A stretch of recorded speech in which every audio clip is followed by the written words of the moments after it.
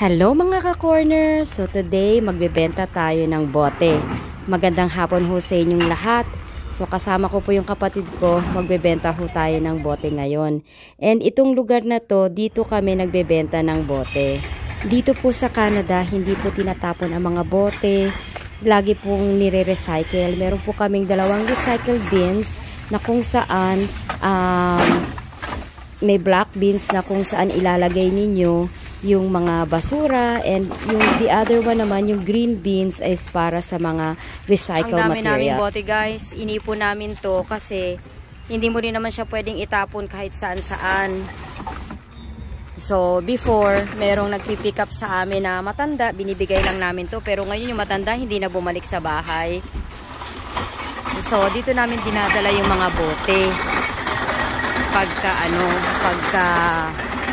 ibebenta na. Like I said before, merong matanda na pumupunta sa amin, yung Chinese na guy, pero hindi na siya bumalik, never na siyang bumalik sa bahay.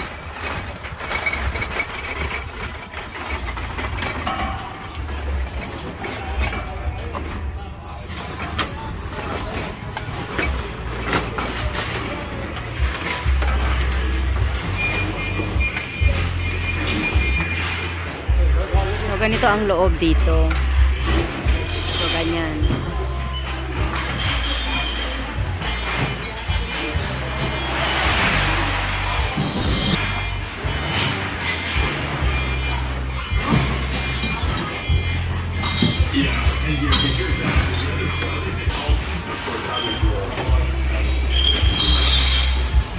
Tagalog po yung kanila, no?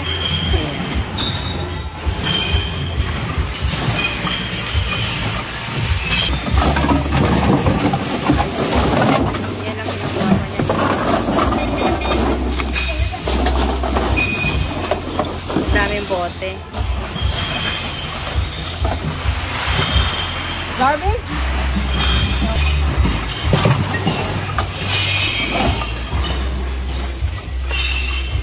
Daming nagbebenta ngayon ng bote dito guys. So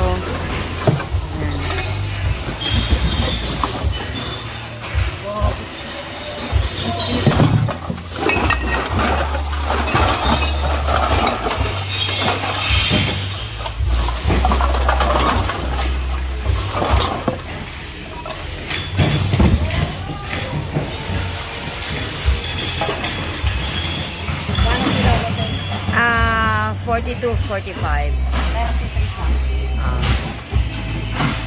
Karamihan po sa mga nagtatrabaho dito sa place na to ay mga Pilipino. Masipag po kasi talaga ang mga Pilipino kahit sa ang anggulo ng bansa ninyo tignan. So, kaya nga po yung music dito ngayon, Filipino music. So,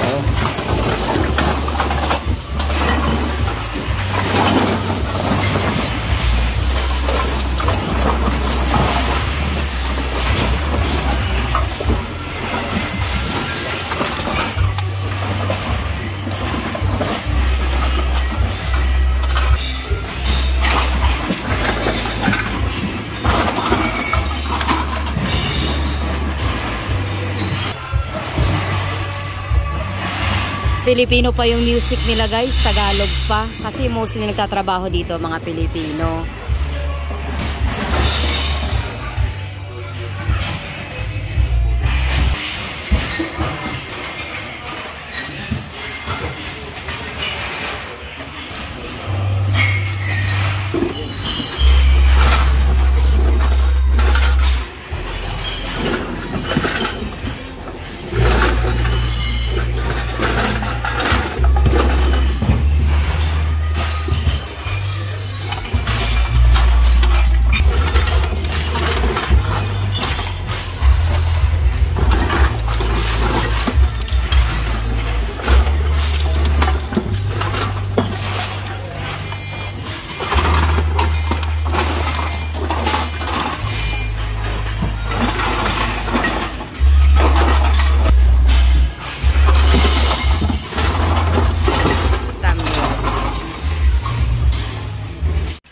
So guys, siya na kami.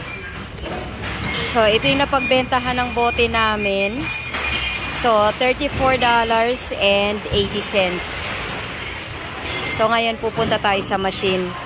Hindi ako talaga pumupunta dito. Yung kapatid ko ang pumupunta dito na magbebenta ng bote. So, ayan yun siya. So, ngayon pupunta kami dito sa machine para i-collect yung ano namin, money.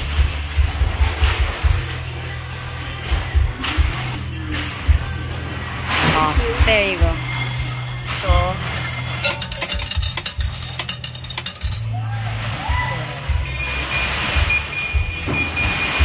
sana.